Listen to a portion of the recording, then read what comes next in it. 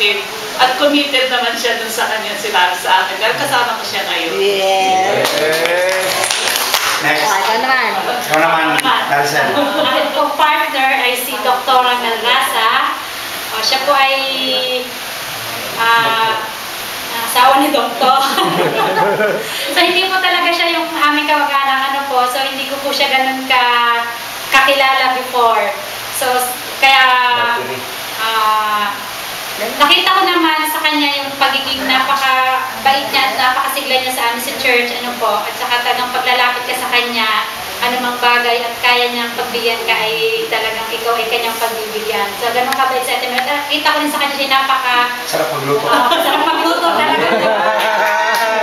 Magaling po ito magpakain sa amin sa mag-ini. Ang may saging bukas, saging bukas.